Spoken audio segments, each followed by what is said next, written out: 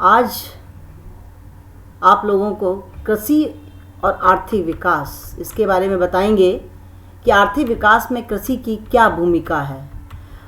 हम सभी जानते हैं कि कृषि जो कि जीविकोपार्जन का एक मुख्य साधन होती है, लेकिन इसके साथ साथ ये उद्योगों की जननी भी है और औद्योगिकरण का मूल आधार भी है। क्योंकि जितने भी अल्पविकसित देश हैं, उन सभी अल्पविकसित देशों में कृषि सबसे प्रमुख व्यवसाय के रूप में माना जाता है, क्योंकि कृषि के माध्यम से वो अपने सीमित साधनों के द्वारा आर्थिक विकास की ऊंची दरों को प्राप्त करने का प्रयास करते हैं। इसलिए जो उनका मुख्य व्यवसाय है, जो आधारभूत व्यवसाय है, उसको विकसित करने का प्रयास करते हैं। और आधारभूत कृषि जब विकसित हो जाती है तो वो उद्योगों के विकास को भी आगे बढ़ाती है, क्योंकि बहुत से उद्योग ऐसे हैं जो कृषि पर आधारित होते हैं। तो जब आपकी कृषि व्यवसाय उन्नतशील होता है तो उद्योगों को भी वो सहारा देता है और कृषि की उन्नति उद्योगों की उन्नति में सहायक हो जाती है। कृषि विकास के महत्व को स्पष्ट करते हुए कोल एवं हुबर ने कहा है कि संपूर्ण अर्थव्यवस्था के विकास के लिए कृषि विकास पहले होना चाहिए, क्योंकि जब आपका पेट भरा होगा तभी आप आगे के विकास के बारे में सोच पाएंगे। तो इसलिए जीविकोपार्जन के साधन के रूप में कृषि का स्थान सर्वोपरि है, इसलिए कृषि का विकास सबसे पहले होना चाहिए। और यदि किसी क्षेत्र के अविकसित होने से दूसरे क्षेत्र के आर्थिक विकास में बाधा पड़ती है तो वह अविकसित क्षेत्र कृषि ही होगा जो अन्य क्षेत्रों के विकास को बाधित करेगा। इसके साथ साथ कृषि की बढ़ती उत्पादकता औद्योगिक विकास को सफल बनाती है, क्योंकि कृषि की उत्पादकता में जब वृद्धि होती है तो आर्थिक विकास अपने आप आगे बढ़ता है, क्योंकि दोनों एक दूसरे के पूरक के रूप में कार्य करते हैं। शुल्ज ने भी यही बात कही कि कोई भी अल्पविकसित राष्ट्र खाद्यान्नों में आत्मनिर्भरता प्राप्त किए बिना आर्थिक विकास की कल्पना नहीं कर सकता है, क्योंकि माना जाता है कि भूखा पेट सोच नहीं पाता है। जब मनुष्य का पेट भरा होता है तभी उसके मस्तिष्क में विचारों का आदान प्रदान शुरू हो पाता है। इसलिए कृषि का विकास होना अति आवश्यक है। प्रोफेसर लुईस, जैकब बाइनर, किंडरबर्गर, ये सभी अर्थशास्त्रियों का मानना है कि विकास प्रक्रिया में कृषि विकास को सबसे पहले प्राथमिक मान करके इसका विकास करना चाहिए, क्योंकि घरेलू मांग की पूर्ति, आत्मनिर्भरता, निर्यात वृद्धि, ये सारी कृषि के विकास से अपने आप आगे बढ़ती चली जाती हैं। इससे तात्पर्य निकलता है कि कृषि विकास का अर्थ होता है कि कृषि पर आधारित वस्तुओं का अधिक उत्पादन करना, अधिक आय प्राप्त करना, अधिक रोजगार का सृजन करना और उसको करने वाले किसान उनके लिए बेहतर जीवन स्तर का प्रयास करना। तो इसका मतलब है कि जब कृषि का विकास होता है तो संपूर्ण क्षेत्र की आर्थिक प्रगति अपने आप आगे बढ़ना शुरू कर देती है। योगोपाई ने कहा है कि कृषि आय में वृद्धि आर्थिक विकास की कुंजी है। यदि कोई राष्ट्र सर्वप्रथम उसे प्राप्त करने में असफल रहता है तो समस्त विकास प्रक्रिया अवरुद्ध हो सकती है। किंडलबर्गर ने 6 महत्वपूर्ण कारक बताए हैं कि कृषि क्षेत्र आर्थिक विकास को किस प्रकार से सहायता देता है। सबसे पहला है कि यह उद्योगों को श्रमिक प्रदान करता है, क्योंकि कृषि व्यवसाय में अतिरिक्त मात्रा में जो श्रमिक लगे रहते हैं, जो कृषक के रूप में कार्य करते रहते हैं, वो अतिरिक्त उद्योगों की तरफ मुड़ जाता है, उद्योगों को श्रमिक मिलते हैं। दूसरा, औद्योगिक उत्पादन के लिए कच्चा माल कृषि से ही हमको मिलता है। बहुत सारे उद्योग हैं जिनमें कच्चे माल के आपूर्ति कृषि क्षेत्रों से ही हो पाती है, इसलिए कृषि का व्यवसाय आवश्यक हो जाता है। तीसरा है, उद्योगों सरकार के लिए बचत प्रदान करता है, क्योंकि इसका सामान का जब हम निर्यात करते हैं कृषि पदार्थों का तो सरकार को आय प्राप्त होती है। या जब उद्योग कच्चा माल कृषि क्षेत्र से लेते हैं तो कृषि क्षेत्र के माल का प्रयोग करके उद्योग उत्पादन को बढ़ाते हैं, जिससे कि वो अतिरिक्त उत्पादित करते हैं, उनकी आय बढ़ती है और बचत बढ़ती है। सरकार जब निर्यात करते हैं अतिरिक्त का तो सरकार को आय प्राप्त होती है। तो चौथा, यह क्षेत्र कर प्रदान कर सकता है, क्योंकि इसमें अतिरिक्त की गुंजाइश ज़्यादा रहती है। इसलिए कहा जाता है कि इस क्षेत्र पर यदि कर लगाया जाता है तो सरकार को करों के रूप में भी बड़ी राशि प्राप्त हो सकती है। कृषि द्वारा विदेशी विनिमय प्राप्त हो सकता है, क्योंकि हम सीधा कृषि पदार्थों का निर्यात कर सकते हैं या जिन कृषि पर आधारित उद्योगों के द्वारा जो उत्पादन होता उसका निर्यात करके हम विदेशी विनिमय प्राप्त कर सकते हैं। और लास्ट में है कि मुख्य क्षेत्रों को महत्वपूर्ण पूंजीगत उपकरण और कच्चा माल प्रदान कर सकता है, क्योंकि कृषि व्यवसाय में जो यंत्र और उपकरण प्रयोग में आते हैं, जो पूंजीगत उपकरण प्रयोग में आते हैं, उनका निर्माण उद्योगों से होता है, तो उद्योगों का विकास अपने आप हो जाता है। साइमन कुजनेस ने आर्थिक विकास में कृषि की भूमिका को 3 भागों में बांटा है। सबसे पहले तो उद्योगों के लिए कच्चे माल की आपूर्ति की जाती है, क्योंकि देखा जाता है कि औद्योगिक कच्चा माल अगर पर्याप्त मात्रा में नहीं होता है तो उद्योगों का विकास धीमा हो जाता है, और जब उद्योग धीमी गति से विकसित होते हैं तो आर्थिक विकास की दर नीची हो जाती है। तो विकासशील देशों में पूंजी और विदेशी विनिमय की कमी रहती है, और ये अपने सीमित संसाधनों से औद्योगिक कच्चे माल को पर्याप्त मात्रा में आयात नहीं कर पाते हैं, जिससे ये पिछड़े बने रहते हैं। इसलिए आर्थिक विकास की प्रक्रिया में पहुंचने से पहले इन राष्ट्रों को कृषि का विकास करना या कृषि का विकसित करना बहुत आवश्यक हो जाता है। रोस्टोव भी कहते हैं कि कृषि औद्योगिक विकास की आधारशिला और कृषि उत्पादन औद्योगिकरण के लिए मूलभूत कार्यशील पूंजी है। पूंजी निर्माण में सहायक होता है। अल्पविकसित राष्ट्रों में हम सभी जानते हैं पूंजी का अभाव रहता है, जिसके कारण ये अपने यहाँ बुनियादी सुविधाओं का विकास नहीं कर पाते हैं, और जो निर्माणी उद्योग होते हैं उनकी स्थापना नहीं कर पाते, क्योंकि उनमें बड़ी मात्रा में पूंजी की आवश्यकता होती है। तो कृषि क्षेत्र जो है वो 2 तरह से पूंजी निर्माण करता है। एक तो कृषि उत्पादकता में वृद्धि के कारण कृषि क्षेत्र की आय बढ़ती है तो बचत बढ़ती है, और बचत बढ़ने से विनियोग बढ़ता है, पूंजी निर्माण आगे बढ़ता है। ये बचतें भी आसानी के साथ उनको मिल जाती हैं, ऐच्छिक रूप में भी और करारोपण के माध्यम से अनिवार्य बचतों के रूप में भी मिल जाता है। दूसरा है कृषि में कम पूंजी प्रधान उपाय का प्रयोग किया जाता है, अथवा पूंजी बचत उपाय प्रयोग किए जाते हैं, जिससे कम पूंजी लगा करके उत्पादकता को बढ़ाया जा सकता है। इसलिए पूंजी निर्माण में ये सहायक है। विदेशी विनिमय का स्रोत है, क्योंकि अल्पविकसित राष्ट्र आर्थिक विकास के लिए विदेशों से पूंजीगत वस्तुओं के आयात के लिए बड़ी मात्रा में विदेशी विनिमय की आवश्यकता पड़ती है। कृषि का विकास और विस्तार होने से देश की निर्यात क्षमता बढ़ती है, क्योंकि अतिरिक्त मिलता हमको और उद्योगों पर उत्पादन बढ़ जाता है, उद्योगों का उत्पादन बढ़ता है, तो जो अतिरिक्त मिलता है वो निर्यात होता है, उसका निर्यात के माध्यम से हमें विदेशी विनिमय की प्राप्ति होने लगती है। तो आर्थिक विकास में विदेशी विनिमय का जो एक महत्वपूर्ण योगदान है वो कृषि के विस्तार के माध्यम से पूरा हो जाता है। खाद्य पदार्थों की बढ़ती मांग को भी पूरा करता है, क्योंकि जब जनसंख्या तेजी के साथ बढ़ती है तो पर्याप्त मात्रा में खाद्य पदार्थ भी चाहिए, वो हमें कृषि से ही प्राप्त हो पाते हैं। तो इसलिए जनसंख्या के बढ़ने के कारण खाद्यान्नों की मांग तेजी से बढ़ती है, और उसको पूरा करने के लिए कृषि का विकास जरूरी हो जाता है, क्योंकि पहले पेट भरना आवश्यक है, उसके बाद विकास की कल्पना होती है। तो इसलिए बढ़ती खाद्यान्नों की मांग को पूरा करने के लिए कृषि विकास आवश्यक है।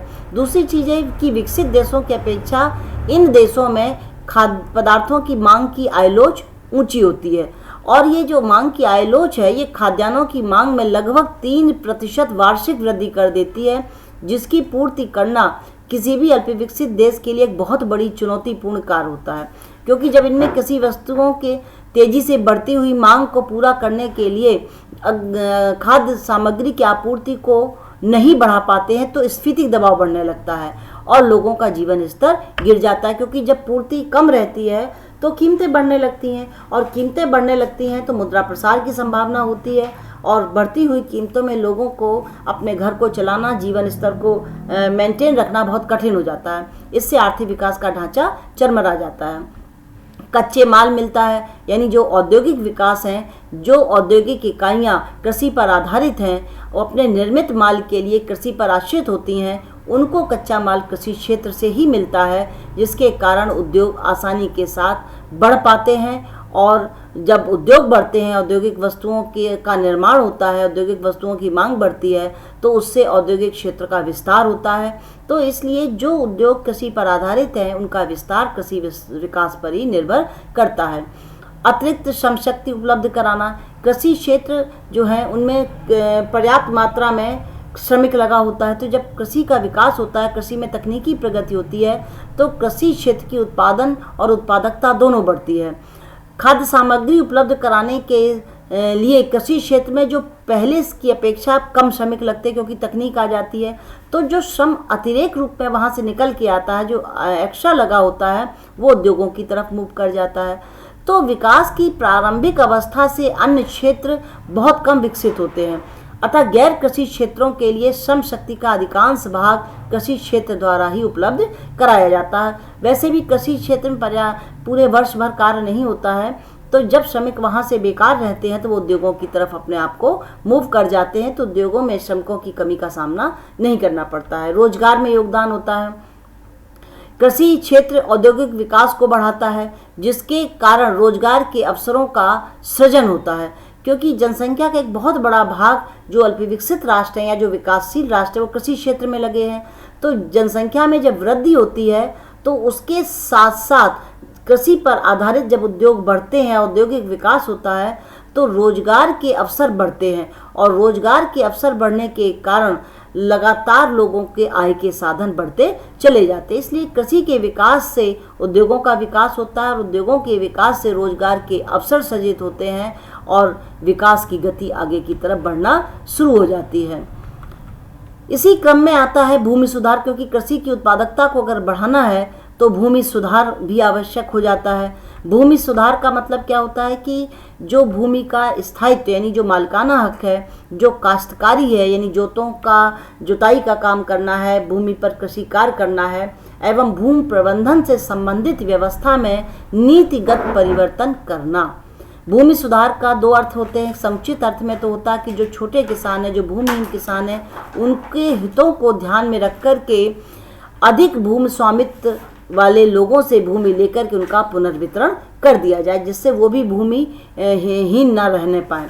विस्तृत अर्थ में भूमि सुधार का मतलब होता है कि वो संरचनात्मक परिवर्तन करना, जिसके माध्यम से कृषि के ढांचे और संगठन को बदलकर उसे अधिक न्यायपूर्ण एवं उपयोगी बनाया जाता है। तो दो अर्थों में इसका प्रयोग होता है। भारत के अंतर्गत भूमि सुधार के दो उद्देश्य हैं।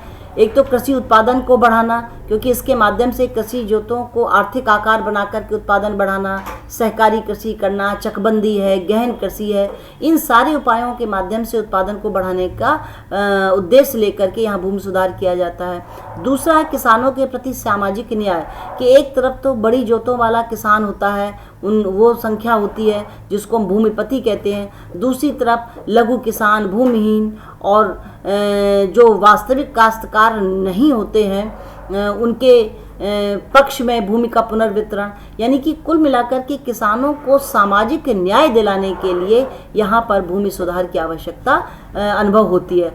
तो वास्तव में देखा जाए भारत में कि भूमि सुधार के दोनों उद्देश्य एक दूसरे के पूरक हैं, क्योंकि हम उत्पादकता को भी बढ़ाना चाहते हैं और इसके साथ साथ किसानों के बीच में भूमि का न्यायपूर्ण वितरण भी करना चाहते हैं, जिससे किसी भी किसान के साथ अन्याय न होने पाए, उनका शोषण न होने पाए और सभी को सामाजिक न्याय सुनिश्चित किया जा सके। यानी कि एक शब्द में कहें तो आर्थिक शक्ति के केंद्रीकरण को समाप्त करके ग्रामीण समाज को या किसानों को न्याय दिलाना भूमि सुधार के अंतर्गत शामिल किया जाता है। अब बात आती है भूमि सुधार में की आवश्यकता या महत्व क्यों है।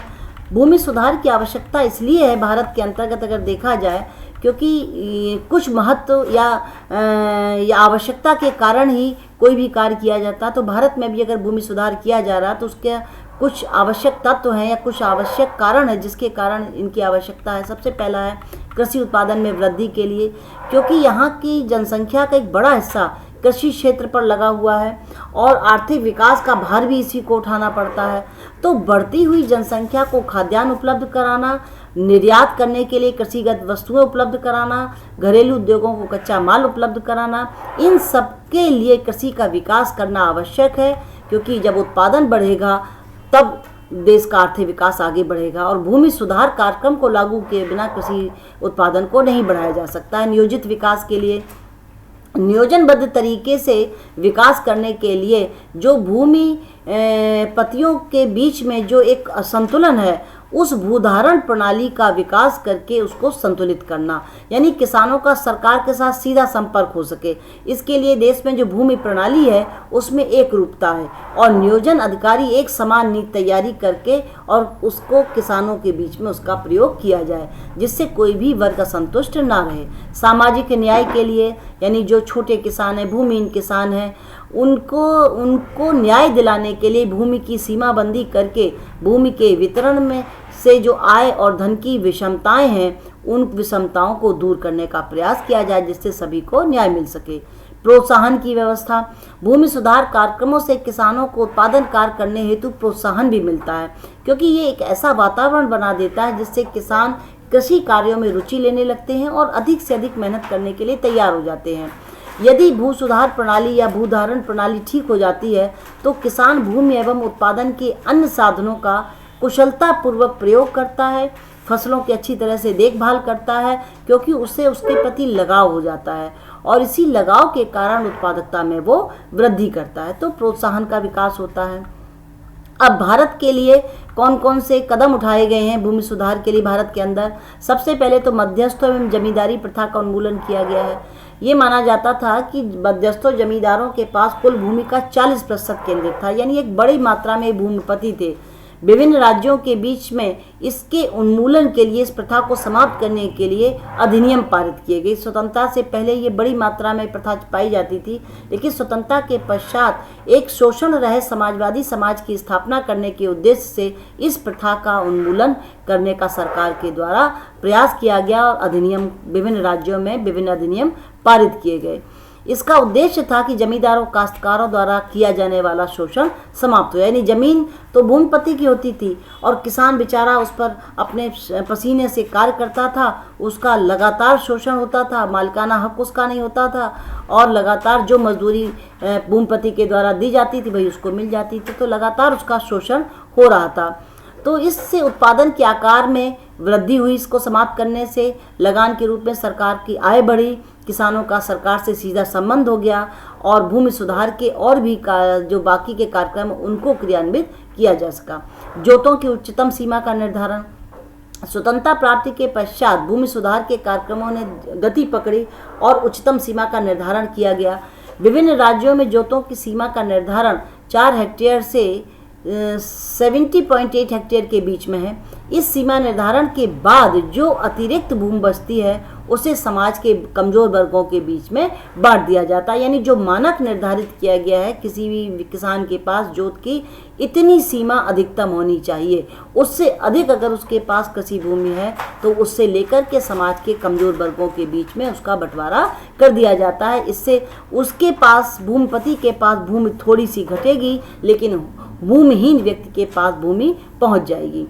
इसके 4 उद्देश्य है कि बड़े भूखंडों का प्रबंधन सही से नहीं हो सकता था, इससे सही प्रबंधन योग्य बनाने के लिए और उत्पादकता को बढ़ाने के लिए उन भूखंडों को संतुलित किया जाए।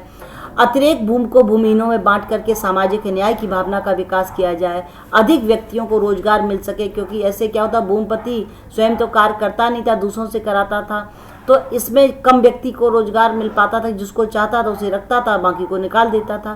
तो जब भूमि का बंटवारा कर दिया जाएगा अधिकतम जो सीमा के बाद, तो सभी के पास रोजगार के अवसर उपलब्ध हो जाएंगे।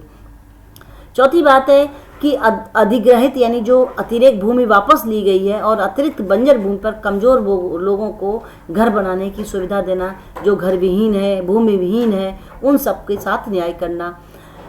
तीसरा सुधार था काश्तकारी व्यवस्था में सुधार। काश्तकारी व्यवस्था में सुधार कई रूप में किया गया। एक तो लगान का नियमन किया गया, यानी कि जो पट्टेदारों द्वारा भूमिपति को लगान के रूप में अपनी उपज का अधिकतम 25% निर्धारित किया गया, जबकि इस कानून से पूर्व पट्टेदारों को उपज का आधा भाग या उससे अधिक भूस्वामियों को लगान के रूप में देना पड़ता था, यानी जिसको हम कहते हैं ना बटाई पर कृषि कार्य करना, तो कई बार उसको आधे से ज़्यादा देना पड़ जाता था। अब उसकी अधिकतम सीमा निर्धारित कर दी गई कि 25% के से अधिक लगान नहीं दिया जा सकता। पट्टे की सुरक्षा, पट्टेदार भूमि के पट्टे पर स्थायी पूंजी लगाने के लिए प्रेरित हो सके, इसके लिए उसे पट्टे की सुरक्षा संबंधी अधिनियम पारित किए गए, जिससे कि जब उसके नाम पट्टा किया जाए तो वो उसको उससे लगाव और उस पर मन लगा के वो काम करे। इसके लिए क्या किया गया कि बड़े पैमाने पर पट्टेदारों को बेदखल न किया जाए कि आज दिया कल ले लिया, ऐसा ना हो। भूमि के स्वामी को केवल स्वयं काश्त के लिए भूमि प्राप्त करने का अधिकार अगर खुद नहीं कर रहा है तो उसे भूमि प्राप्त करने का अधिकार नहीं है। भूमि के पुनः प्राप्त करने में पट्टेदार के पास एक निश्चित न्यूनतम भूमि अवश्य रहने दी जाएगी। तो ऐसे कुछ नियम बनाए गए। पट्टेदारों को स्वामित्व का अधिकार, अनेक राज्यों में तो पट्टेदारों को पट्टे का स्वामित्व दिलाने के लिए वैधानिक व्यवस्था की गई है, जिसके अंतर्गत पट्टेदार निर्धारित क्षतिपूर्ति के बाद भूमि पर निर्धारित स्वामित्व प्राप्त कर सकता है। यानी जिससे पट्टा लिया है उसको राशि अदा करके उस पट्टे को अपने नाम वैधानिक तरीके से कर सकता है। चौथी बात है कृषि का पुनर्गठन। भूमि सुधार कार्यक्रमों के अंतर्गत भूमि का पुनर्गठन किया गया है। इसमें 3 कार्यक्रम शामिल हैं। चकबंदी है। चकबंदी में क्या होता है कि इधर उधर बिखरे हुए खेतों को उनकी मालियत के आधार पर एक बड़े चक के रूप में, एक बड़े खेत के रूप में परिवर्तित कर दिया जाता है, जिससे खेत का आकार बड़ा हो जाता है और किसान यंत्रों की सहायता से उस पर काम कर सकता है और अनार्थिक जोतें आर्थिक जोतों में परिवर्तित हो जाती हैं, जिससे उत्पादकता बढ़ती है। और ये चकबंदी का प्रारंभिक स्वरूप तो ऐच्छिक था, यानी किसान के ऊपर था करवाए चकबंदी या न कराए, लेकिन बाद में से अनिवार्य कर दिया गया। यानी इसका नाम ही चकबंदी है। बिखरे हुए चक्कों की बंदी, यानी एक जगह पर उनको बंद करना, एक जगह पर उनका हक दे देना, वही चकबंदी है। देश में लगभग 6.41 करोड़ हेक्टेयर भूमि की चकबंदी हो चुकी है, इससे भी अधिक हो चुकी है। भूदान आंदोलन, आचार्य विनोबा भावे ने गरीब वर्गों के उत्थान के लिए, भूमिहीनों के उत्थान के लिए भूदान आंदोलन चलाया था। इसमें कोई वैधानिकता नहीं थी, कोई कानून नहीं था, बल्कि एक दया याचना थी, एक भावनात्मक आग्रह था, जिसमें भूमिपतियों से आग्रह करके दान स्वरूप भूमि लेकर के भूमिहीन किसानों के बीच में बांट दी थी। आचार्य भावे की मृत्यु के पश्चात ये कार्यक्रम लगभग स्थगित हो गया था, फिर आगे नहीं बढ़ पा रहा था। सहकारी सहकारी कृषि के अंतर्गत किसानों को सहकारिता के सिद्धांतों के आधार पर कृषि करनी होती थी। उसमें कहा गया था कि भूमि को इकट्ठा कर, जितने किसान हैं वो भूमि को, अपनी भूमि को एक साथ इकट्ठा करेंगे, संयुक्त प्रबंधन होगा, सभी के द्वारा कृषि का कार्य किया जाएगा और उपज सामूहिक रूप से होगी, और जो उपज उत्पादन आएगा उसका जमीन के हिसाब से बंटवारा आपस में कर लिया जाएगा। तो उससे जोत का आकार भी बड़ा हो जाता था, कोई विवाद नहीं रहता था और प्रबंधन के सारे नियम पूर्व निश्चित होते थे। तो इससे क्या था कि जो ग्रामीण व्यवस्था थी उसको सुधारने के लिए, किसानों की दशा को सुधारने के लिए इसका प्रबंध किया गया था। भू स्वामित्व का रिकॉर्ड, भूमि सुधार के अंतर्गत जो भूमिपति या भूमि स्वामित्व हैं, भूमि के अधिकारी थे, उनके रिकॉर्ड को अपडेट किया गया। अमूमन क्या होता था कि रिकॉर्ड ही नहीं मिलते थे या पुराने हो गए थे, नई उसमें किया गया था, किसके नाम ज़मीन आ गई है ये सब शो नहीं होता था। तो भूमि स्वामी के रिकॉर्ड को अपडेट किया गया। सरकारी बंजर भूमि का वितरण किया गया। सरकारी बंजर भूमि जो है, जो पात्र ग्रामीण थे, गरीब थे, जिनके पास ज़मीन नहीं थी या जिनके पास मकान बनाने तक के लिए ज़मीन नहीं थी, उनको वो बंजर भूमि ग्रामीण पात्र गरीबों को वितरित कर दी गई, जिससे भूमिहीन जो व्यक्ति थे वो उसमें कृषि भी कर सकते थे अपने प्रयासों से और मकान भी बना करके रह सकते थे। तो ये भूमि सुधार की थी, जो कि कृषि विकास के लिए आवश्यक है, क्योंकि जब भूमि में सुधार होगा तभी कृषि की उत्पादकता और कृषि का विकास आगे बढ़ेगा। इसी क्रम में कृषि दक्षता और उत्पादकता आती है। कृषि दक्षता का मतलब होता है कि कम से कम कृषि लागत पर अधिक से अधिक उत्पादन किया जाए, क्योंकि अगर लागत अधिक होगी और आपका उत्पादन अधिक है तो कोई विशेष फायदा नहीं होगा, क्योंकि कीमत बढ़ जाएगी और कीमत बढ़ जाएगी तो आम उपभोक्ता उसको नहीं खरीद पाएगा। इसलिए प्रयास ये होना चाहिए, इतनी कुशलता से कार्य किया जाए कि लागत कम आए और उत्पादन अधिक हो। और ये कैसे हो सकता है? इसके लिए उन्नत बीज का प्रयोग किया जाए, उन्नत तकनीक का प्रयोग किया जाए, सिंचाई के साधनों का प्रयोग किया जाए और उर्वरकों का यथासंभव कुशलतम प्रयोग किया जाए, जिससे कि कृषि उत्पादन बढ़ेगा, उत्पादकता बढ़ेगी और कृषि की लागत भी कम आएगी। कृषि उत्पादकता क्या होती है? उत्पादन की किसी एक साधन की एक इकाई द्वारा प्राप्त उत्पादन की मात्रा उस साधन की उत्पादकता कहलाती है। कृषि के क्षेत्र में उत्पादकता भूमि और श्रम के आधार पर की जाती है कि भूमि का एक टुकड़ा या 1 हेक्टेयर भूमि में कितना उत्पादन होता है, वो कृषि उत्पादकता के माध्यम से पता लगता है। भूमि की उत्पादकता से तात्पर्य है कि भूमि की एक इकाई के क्षेत्र से कितना उत्पादन प्राप्त हो रहा है। जैसे 1 हेक्टेयर में अगर 8 कुंटल गेहूं हो रहा है तो उसकी उत्पादकता 8 कुंटल, उससे अधिक होता तो और अधिक उत्पादकता, उससे कम होता है तो उसकी उत्पादकता कम मानी जाती है। तो एक निर्धारित इकाई में जो क्षेत्रफल है, उस निर्धारित इकाई क्षेत्रफल में कितना उत्पादन होता है, यही उस भूमि की उत्पादकता होती है। उत्पादकता की यह विधि भौतिक है क्योंकि इसमें उत्पादों के मूल्य का समावेश नहीं होता है। श्रम उत्पादकता, इसका मतलब है प्रति श्रमिक इकाई कितना उत्पादन कर रही है, क्योंकि उत्पादन की मात्रा एवं श्रमिकों की संख्या के मध्य बदलते हुए संबंध का अध्ययन श्रम उत्पादकता के अंतर्गत होता है। इसमें श्रम उत्पादकता को ज्ञात करने में इसलिए कठिनाई आती है क्योंकि इसके अंतर्गत पुरुष भी काम करते हैं, स्त्री भी काम करते हैं, बच्चे भी काम करते हैं, और उन सबको एक श्रेणी में लाना और उन सबकी उत्पादन मात्रा को एक साथ देखने में कठिनाई होती है। जब इनकी उत्पादन मात्रा को रुपयों में परिवर्तित कर दिया जाता है तब श्रम की उत्पादकता आसानी के साथ पता चल जाती है। कभी कभी श्रम की उत्पादकता उस क्षेत्र के श्रमिकों के रहन सहन के स्तर से भी पता चलती है कि अगर वहाँ के श्रमिकों का रहन सहन का स्तर ऊंचा है, इसका मतलब उनकी श्रम उत्पादकता अच्छी है। भारत में कृषि क्षेत्र में निम्न उत्पादकता स्तर होने के कारण, भारत में कृषि क्षेत्र में उत्पादकता का स्तर क्यों निम्न है? क्योंकि विकसित देशों की तुलना में हमारे यहाँ उत्पादन का स्तर नीचा है। उसके कई कारण हैं। कई बार हम लोग सिंचाई पर आश्रित रहते हैं, वर्षा पर आश्रित रहते हैं, वर्षा समय पर नहीं होती है, सिंचाई के साधनों का विकास नहीं होता है। बहुत सारे ऐसे कारण हैं जिसके कारण उत्पादकता का स्तर निम्न रहता है। मुख्य रूप से 3 भागों में बांटते हैं। एक तो संस्थागत कारण है, जो कि एक बुनियादी स्तर पर ही कारण दिखाई देते हैं, जिसके कारण कृषि उत्पादकता कम रहती है, कि जोत का आकार कम होना, यानी कि जो किसान है उसके पास उत्तरदायित्व या उत्तराधिकारी नियम के कारण लगातार भूमि का वितरण होता जाता है, जिससे उसके पास जो ज़मीन आती है उसका आकार बहुत छोटा हो जाता है। जोत का छोटे छोटे टुकड़ों में होना, एक पिता के 5 पुत्र होते हैं तो 5 में बंट जाता है, फिर उन 5 के अगर 2-2 बेटे हैं तो वो भूमि का टुकड़ा फिर और 2-2 टुकड़ों में बंटता है। तो ऐसे जोत का आकार लगातार छोटा होता जाता है। भूमि निर्धारण की दोषपूर्ण प्रणाली का होना, कि वही कि मालिक कोई होता है, उस भूमि पर काम कोई और करता है, तो उसका इंटरेस्ट नहीं होता है और इसलिए वो मन लगा के काम नहीं करता, उत्पादन नहीं बढ़ता है।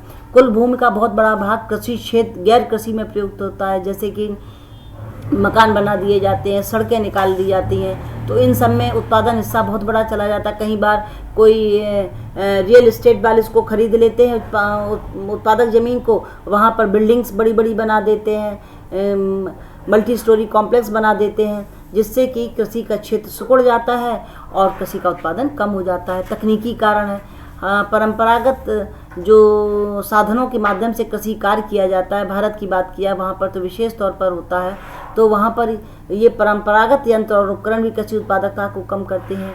यहाँ सिंचाई साधनों की अपर्याप्तता है, यानी आज भी देखा जाए तो 40% से अधिक कृषि क्षेत्र सिंचाई की व्यवस्था नहीं कर पा रहा है। उन्नत कृषि विधियों का विकास नहीं हो पाया है, और अगर हुआ भी है तो वो इतनी महंगी है कि आम किसान उनका प्रयोग नहीं कर पाता है। उन्नतशील बीज, रासायनिक खादें, कृषि यंत्र, उपकरण, कीटनाशक जो कि उत्पादन के साधन है, ये इनका अभाव है, पर्याप्त मात्रा में उपलब्ध नहीं होती हैं, और यदि मिलती हैं तो बहुत इनकी लागत ऊंची होती, महंगे होते हैं, तो कमज़ोर किसान, जो गरीब किसान है, वो इनको परचेज नहीं कर पाता। यही कारण होता है कि जब सरकार की तरफ से खाद का वितरण होता है तो लोग रात से ही लाइन में लग जाते हैं खाद के लिए कि हमको मिल जाए, क्योंकि जानते हैं इस पर सब्सिडी मिल रही है, हम खुले मार्केट से इसको खरीद नहीं पाएंगे। तो ऐसे बहुत से कारण हैं जो उत्पादकता के स्तर को नीचा रखते हैं।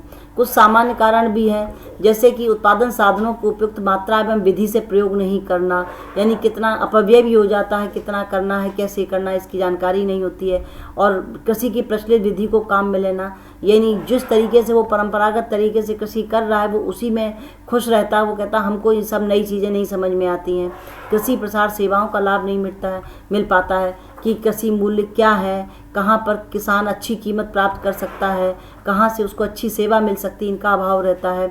और इन सारे कारणों के पीछे किसानों का अशिक्षित होना, कृषि को व्यवसाय के रूप में नहीं लेते हैं, उस व्यवसाय के प्रति उनमें जागरूकता का अभाव है। इन्हीं सब कारणों की वजह से कृषि के उत्पादन में निम्नता रहती है, न्यून उत्पादन रहता है। इसके साथ साथ त्रुटिपूर्ण विपणन व्यवस्था, मंडी तक कौन जाए, इसलिए वो नज़दीक के व्यापारी को बेच देता है जो उससे कम दाम में खरीदता है। साख सुविधाओं का अभाव है, उनको आसानी के साथ अल्पकालीन, मध्यमकालीन और दीर्घकालीन ऋण नहीं मिल पाते हैं। किसान निर्धन होते हैं, कहते हैं ना, भारत का किसान निर्धनता में जन्म लेता, निर्धनता में मरता है, क्योंकि वो इतना गरीब रहता है, उसके पिता ऋण ले लेते हैं, तो वही ऋण उस तक आता है, तो इससे वो निर्धन रहता है। ये निर्धनता उसके विकास में, उत्पादन में बाधक बनती है। ऋणग्रस्तता होती है, हो सकता है पुराना ऋण आ रहा हो या उसको नए ऋण की आवश्यकता हो। कृषि अनुसंधान तकनीकी की जानकारी का अभाव होता है कि हमारे हितों के लिए सरकार ने क्या किया है, क्या नए हैं तो ये नहीं जानते। फसलों की सुरक्षा का अभाव होता है, कभी टिड्डी दल आ जाता है या कभी कोई कीट लग जाता है, समय पे नहीं देख पाता है, नहीं भी उसको उपलब्ध हो पाती है दवाइयाँ, तो सुरक्षा का भी अभाव है। अब कृषि की उत्पादकता बढ़ाने के लिए, कृषि के पिछड़ेपन के सुधार के लिए क्या उपाय किए जा सकते हैं? नवीन कृषि तकनीक की खोज एवं प्रदर्शन। कृषि के विकास को आगे बढ़ाने के लिए लगातार अनुसंधान होते रहने चाहिए, क्योंकि उन्हीं नए अनुसंधानों और खोजों से उत्पादकता में वृद्धि की जा सकती है।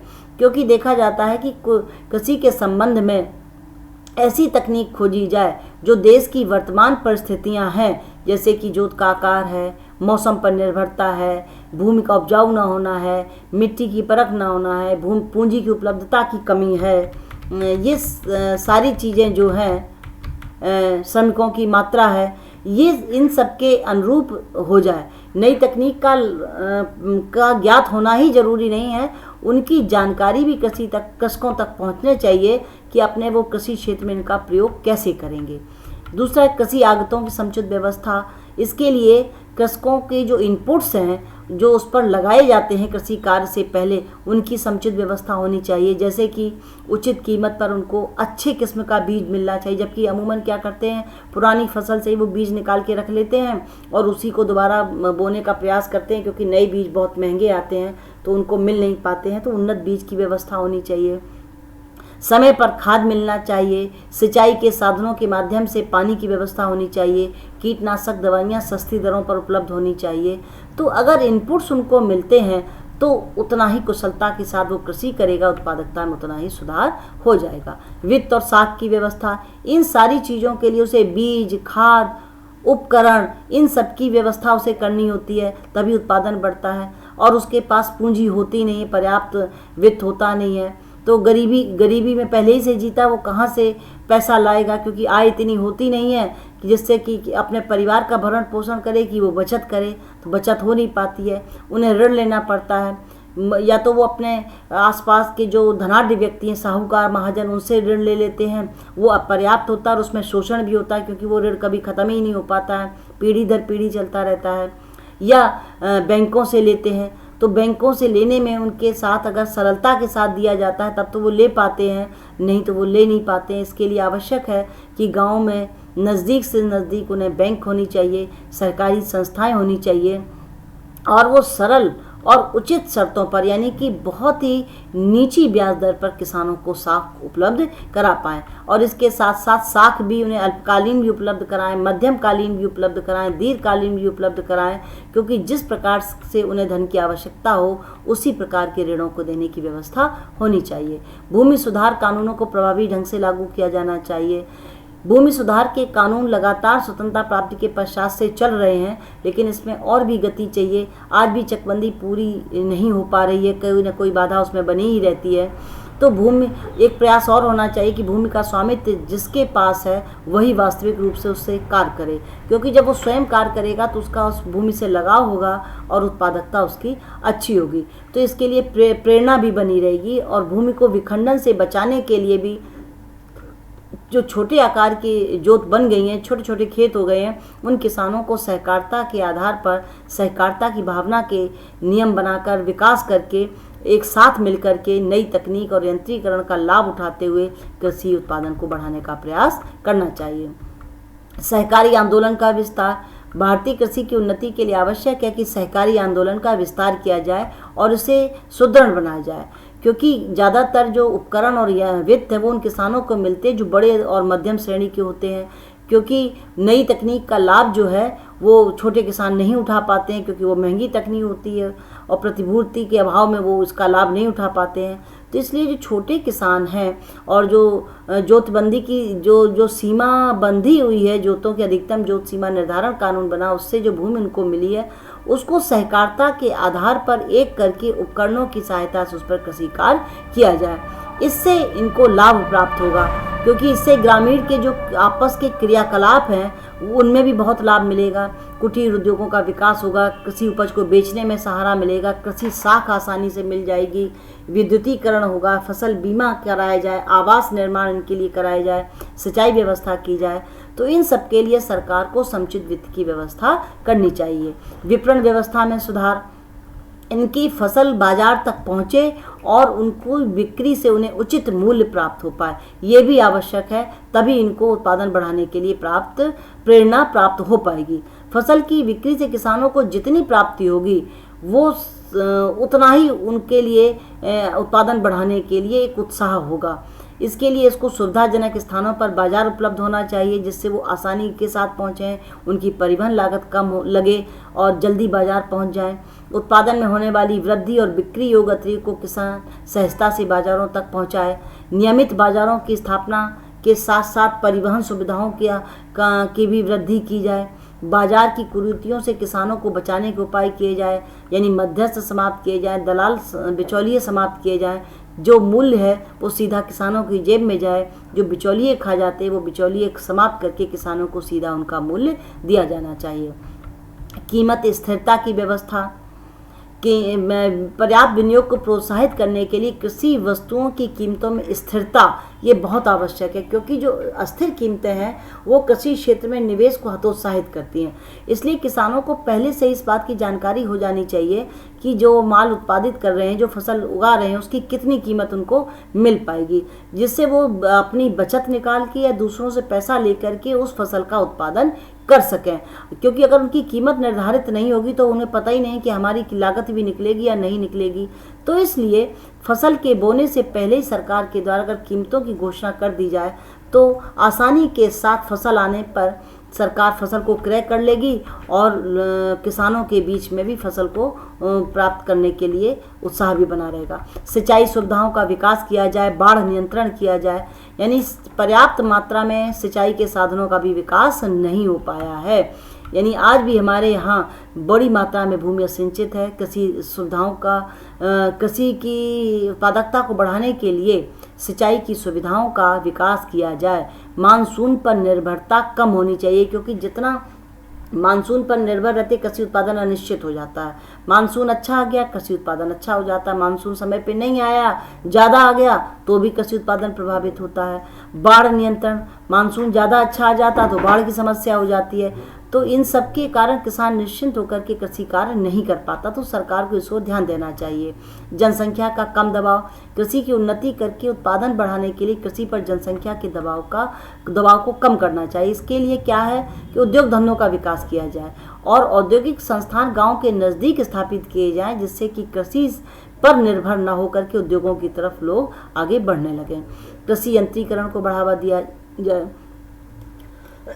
जैसे ट्रैक्टर है, पावर टिलर्स है, आधुनिक हल हैं, पंपिंग सेट्स हैं, थ्रेसर्स हैं, इनके प्रयोग को बढ़ावा दिया जाए।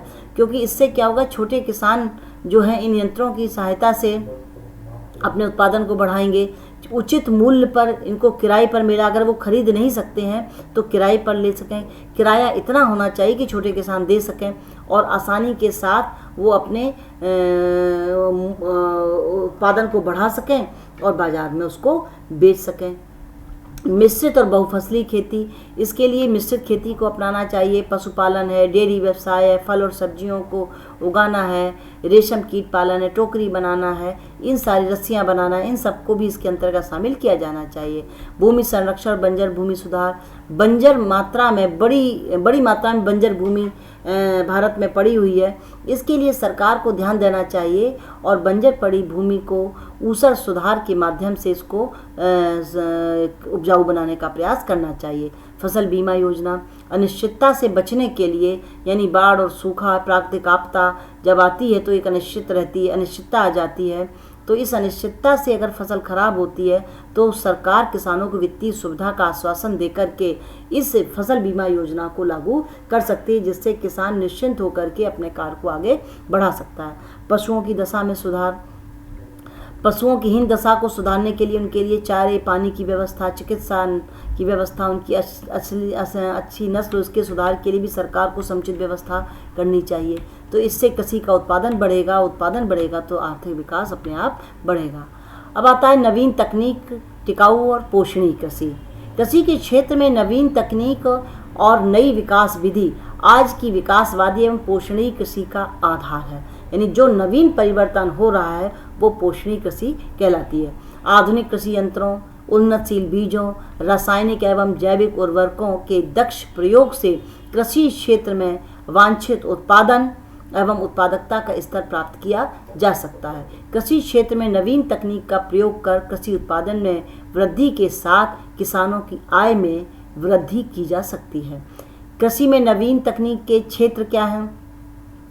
कृषि में विकास के लिए तकनीकी सुधारों के अंतर्गत मुख्य रूप से पिछड़ी तकनीक के स्थान पर नई तकनीक को अपनाना, नए यंत्रों को अपनाना, नए उपकरणों को बढ़ाना, भूमि उत्पादन को बढ़ाने के लिए अच्छे किस्म के, जो कि कम मात्रा में अच्छी फसल दे सकें, ऐसे बीजों और उर्वरक, खासतौर से जो है सस्ती उर्वरकों के प्रयोग को बढ़ावा दिया जाए। बहुफसली खेती की जाए, यानी ज़मीन के एक ही टुकड़े पर गहन कृषि की जाए, कई फसलें उगाने का कार्य किया जाए। भूमि और जल संरक्षण किया जाए। पौध संरक्षण से खेतों में मेड़बंदी की, पानी लगाने पे जो कटान हो जाता है खेतों का, वो कटान नहीं होगा। पौध संरक्षण आदि कार्यक्रमों को लागू किया जाए। तो कृषि विपणन के सुधार हेतु मंडियों का नियमन किया जाए, अनियमित मंडियां समाप्त की जाएं, फसलों का वर्गीकरण किया जाए, प्रमापीकरण किया जाए, भंडार गृह, अगर उचित मूल्य किसान को नहीं मिल पा रहा है तो बफर स्टॉक्स बनाए जाएं, जिससे कि वो उचित कीमत आने तक उन भंडार गृहों में अपनी फसलों को रख सके और समय आने पर उचित कीमत प्राप्त कर सके। इसके लिए कई कार्यक्रमों को सम्मिलित किया जाता है कि कृषि में यंत्रीकरण और नई कृषि विधियों को बढ़ावा देना, जो नए अनुसंधान हो रहे हैं उनको बढ़ावा दिया जाए। अधिक उपज देने वाली किस्मों के बीजों के उपयोग को बढ़ाना, यानी बीज कम मात्रा में पड़े लेकिन फसल की जो है वो बड़ी मात्रा में प्राप्त हो। बहुफसली कार्यक्रम का विस्तार करना, अर्थात कि एक ही भूमि के टुकड़े पर लगातार कई फसलों का उत्पादन किया जा सके, क्योंकि भूमि का टुकड़ा तो सीमित है, उसका हम विस्तार जब नहीं कर पाते हैं तो उसी टुकड़े पर लगातार कई फसलें उत्पादित करके हम गहन कृषि को प्रोत्साहन दे सकते हैं।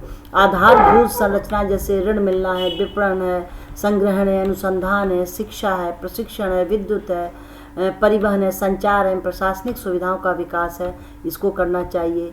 सिंचाई सुविधाओं का विकास करना चाहिए, क्योंकि अगर सिंचाई सुविधाएं नहीं है तो फसल बिना पानी के उत्पादित नहीं हो सकती है।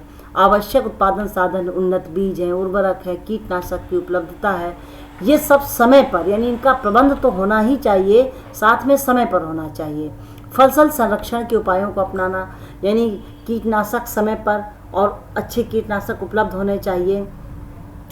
इसके अलावा टिड्डी दल से बचाव कैसे किया जाए, इन या कोई और कीटाणु उसमें न लगने पाए, इससे कैसे बचाव किया जाए, इसके प्रति किसानों को जागरूक करना चाहिए। लघु कृषकों के लिए उपयोगी तकनीक का विकास करना चाहिए, यानी छोटे किसानों के लिए जो तकनीक ज़्यादा फायदेमंद है उनको उसके विकास करके उनको बताना चाहिए कि आपके लिए ये तकनीक उपयोगी है। शुष्क क्षेत्रों में भूमि की उत्पादकता में वृद्धि करना, भूमि व्यवस्था, भूमि सुधार तथा भूमि संरक्षण कार्यक्रमों को बढ़ावा देना। यानी भूमि सुधार के कार्यक्रम जो चल रहे हैं लेकिन अभी अपनी परम सफलता को नहीं पहुँचे, उनमें और गति लाई जाए। भूमि संरक्षण कार्यक्रमों को बढ़ावा दिया जाए कि भूमि में कटान न हो, उसका वितरण सही हो, तो ऐसे कार्यक्रमों को बढ़ावा मिलना चाहिए। पोषणीय अथवा टिकाऊ कृषि विकास, पोषणीय, टिकाऊ और कृषि के दीर्घकालीन विकास को बढ़ावा देने के लिए तकनीकी दृष्टि से सुदृढ़, आर्थिक दृष्टि से सक्षम और पर्यावरण को नुकसान पहुंचाए बिना प्राकृतिक संसाधनों को सामाजिक दृष्टि से स्वीकार प्रयोगों में इस्तेमाल की परिकल्पना की जाती है। उस उद्देश्य को पूर्ति के लिए बहुत सारे सुझाव हैं, जैसे कि भूमि पर बायोटिक प्रेशर, जैविक दबाव को सीमित किया जाना चाहिए तथा कृषि भूमि के गैर कृषि प्रयोगों में अंधाधुंध परिवर्तन नहीं किया जाना चाहिए। यानी रॉयल एस्टेट वालों को बेच दें कि आप मकान बनाते जाइए, अंधाधुंध सड़कें बनाते जाइए, कृषि के क्षेत्र को सिकोड़ दीजिए, तो ये नहीं हो सकती। कृषि का क्षेत्र सिकुड़ना नहीं चाहिए ज़्यादा मात्रा में। अप्रयुक्त एवं व्यर्थ पड़ी भूमियों को कृषि तथा वानिकी के प्रयोग में लाया जाना चाहिए। जो बेकार पड़ी भूमि उस पर कृषि वानिकी यानी पौधारोपण, पौधों को लगाने का कार्य होना चाहिए। भूमि एवं मृदा संसाधनों की गुणवत्ता में सुधार, मतलब सॉइल टेस्टिंग होनी चाहिए, जिससे उसकी क्या कमी आ रही है इस पर वैज्ञानिक अपनी राय दे सकें। बहुफसल मिश्रित फसलों द्वारा फसल तीव्रता को बढ़ाने में गहन कृषि को बढ़ावा देना चाहिए। वर्षा पर आधारित कृषि के पोषणीय विकास के लिए दीर्घकालीन कार्यक्रम बनाना और वाटर शेड प्रणाली का प्रयोग कर कुल फसल अधीन क्षेत्र के 2/3 भाग का जो वर्षा पर निर्भर है विकसित करना। देश के प्रचुर जल संसाधनों के तर्कसंगत उपयोग और संरक्षण को बढ़ावा देना, यानी कि ड्रिप एवं स्प्रिंकलिंग सिंचाई प्रणाली का प्रयोग करना, जिससे जल का बहुत ही कुशलता और कंजूसी के साथ प्रयोग किया जा सके। कृषि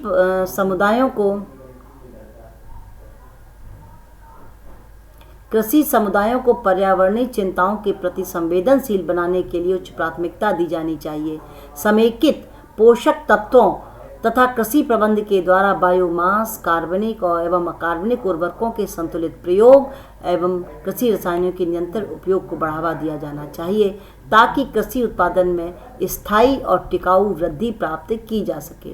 कृषकों को फार्म प्रौद्योगिकी विस्तार, ऋण सहायता विकसित करके अधिक आय सृजन और सीमांत भूमियों के कुशल उपयोग तथा कृषि एवं फार्म वानिकी के विकास को बढ़ावा दिया जाना चाहिए। स्थायी कृषि वृद्धि के लिए जैव कृषि एवं औषधि कृषि को बढ़ावा दिया जाना चाहिए। औषधि कृषि भी आय प्राप्ति का एक अच्छा स्रोत हो सकता है, क्योंकि आयुर्वेद की तरफ दुनिया बढ़ रही है। अगर ऐसे में हम जैव कृषि और औषधि कृषि को बढ़ावा देते हैं तो कृषि के क्षेत्र में एक क्रांतिकारी परिवर्तन होगा और इससे उत्पादन करने वाले को बहुत अधिक लाभ की प्राप्ति हो जाएगी।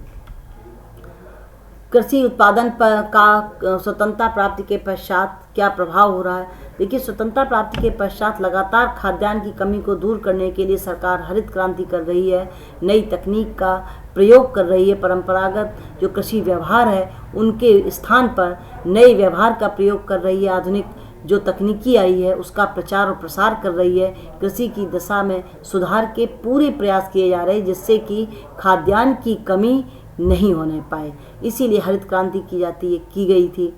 कृषि के क्षेत्र में नवीन तकनीकों को अपनाया भी गया है। आज आप देखिए, किसान आपको नए यंत्रों के माध्यम से कृषि कार्य करते हुए दिखाई देगा। उन्नत बीजों का प्रयोग भी बढ़ा, किसान बहुत जागरूक हो रहा है कि कहाँ किस कंपनी का बीज अच्छा है, उर्वरक किस कंपनी के अच्छे हैं, कीटनाशक कहाँ के अच्छे हैं, किस तरह से एक नैनो टेक्नोलॉजी और आ रही कीटनाशकों के मामले में, इसमें ये सब किसानों तक पहुँची है। गुणात्मक सुधार आ रहा है, यंत्रीकरण का प्रयोग बढ़ा है, सिंचाई के साधन भी लगातार बढ़ाए जा रहे हैं।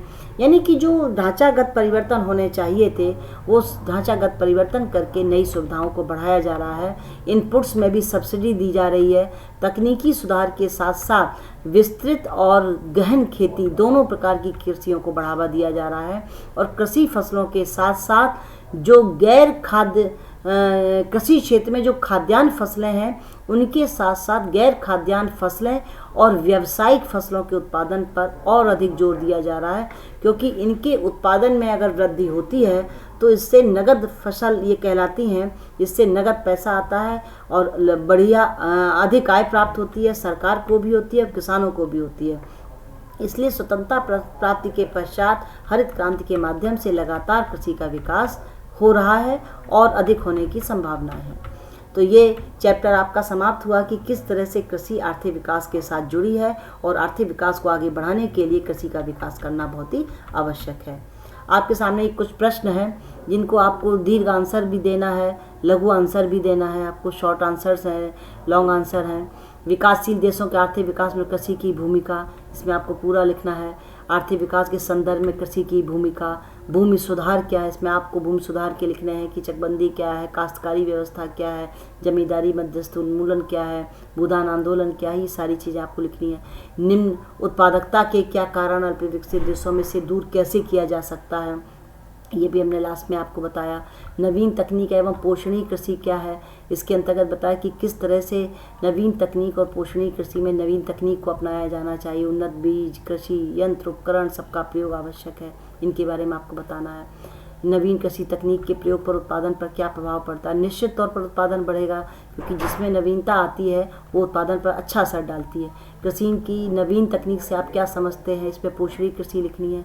वैश्वीकरण का भारतीय कृषि पर पड़ने वाले प्रभावों को, लघु उत्तरी में कृषि की भूमिका आर्थिक विकास में क्या है, भू व्यवस्था की वर्तमान स्थिति क्या है, भूमि सुधार का अर्थ एवं उद्देश्य क्या है, कृषि उत्पादकता का अर्थ बताइए, अल्प विकसित देशों में कृषि की न्यून उत्पादकता के क्या कारण हैं, अल्प विकसित देशों में कृषि उत्पादकता बढ़ाने के लिए क्या सुझाव दिए जा सकते हैं।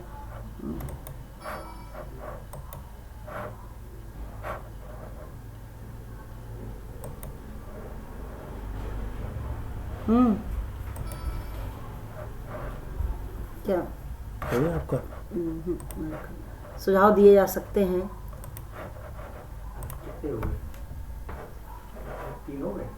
आर्थिक सुधारों के बाद भारत में कृषि वृद्धि दरों का मूल्यांकन कीजिए। तो इस तरह से आपका ये चैप्टर समाप्त हो रहा है।